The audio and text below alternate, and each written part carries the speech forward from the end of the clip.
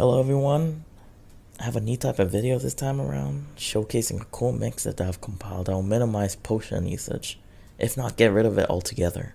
A rarity 6 weapon is ideal for this set for the sake of having that 3 health regen augmentation to increase the effects. In this video I'll be using the sword and shield. I do have skills that caters to the sword and shield, however it's totally up to you if you want to change it up based on your preferred weapon type. Alright, enough talking, let's get right into the build. So for the head I decided to go with the Shadow Shades Alpha, gives 3 level 1 slots and a stun resistance level 1. For the torso I went with the Vaal Male Beta, comes with 2 level 1 slots and level 2 recovery speed. For the arms I went with the Vaal Braces Beta, has 3 level 1 slots and a level 1 peak performance. As you can tell so far I'll be using the Vaal Vitality skill, but I'll get into more detail later on. Next is the Vaal Cold Beta, has 2 level 1 slots and a level 1 peak performance. Next one is the Butterfly Kura Beta. This one's a little bit interesting.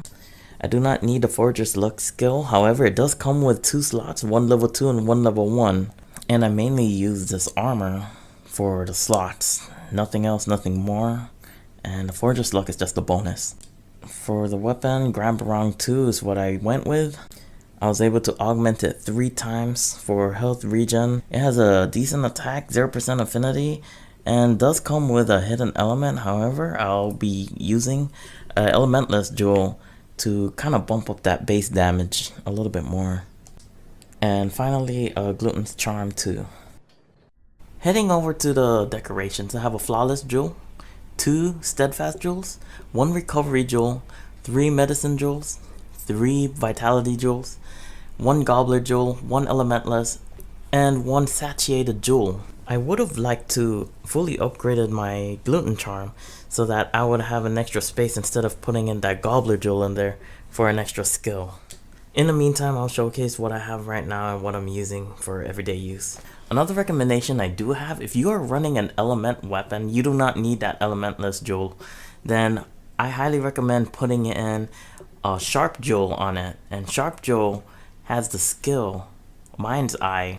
Mind's Eye prevents you from bouncing off your target, meaning your attacks will be uninterrupted and you continue to attack and be aggressive and continue your life stealing. Let's head over to the skills. The first skill we're going to talk about, the Vaal Vitality skill. You need 3 pieces of Vaal armor to have this skill active, and it reads, allows recovery to exceed the red portion of the health gauge. In layman's terms, you're just gonna be healing over time even if you don't have that red portion. Next up we have a level 3 stun resistance, just prevents stunning altogether. The next skill is the health boost level 3, having it maxed out. The reason why I like having this skill is that it gives me more room to be more aggressive, that if I take a lot of damage at one time, I'm not in desperate need to pop a potion. Alright, next up is the recovery up at level 3, maxed it out. So basically reads increases the amount received when restoring health, either from doing your health regen attacks or by the items that you're gaining.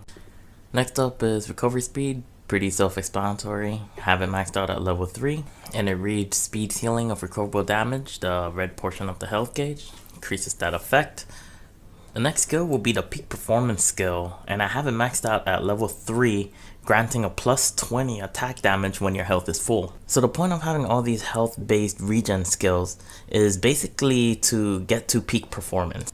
Next up is speed eating. I absolutely love this skill. I did mention early in the video that I did have some skills that kind of cater to the sword and shield. I feel like speed eating is one of them. Having to use items while your weapon is out is amazing. It's also a great last resort skill that I like utilizing in battle when I get too cocky, when I just go on without paying attention to my health. Just an overall solid skill to have. The next skill is the free meal skill. I like to combo that with speed eating. Basically gives you a predetermined chance of consuming a food or drink item for free. It activates 25% of the time, which are pretty good odds, saving even more potions and items while you're using this build. Now coming to our last 2 skills, we have Forager's Luck, which reads increases the chance of finding rare gathering points. A bonus skill that I got from the legs just to open up some slots. And the last skill, the elementless skill, to raise that base damage up. Again, you could change this up if you want to use an elemental weapon. I personally love using this skill though. Let me know what you guys think of this build. It took a while to kind of come up with all the skills that work together and make sure that I maximize kind of like the playstyle that I was looking for. I had fun making this video. Let me know if you guys want to see more of these types of videos. I know it's a little different from what I usually make in my channel. If you would like to see this build in combat, stay tuned. I'll show it at the end of this video. Thanks for watching and let me know what you guys think.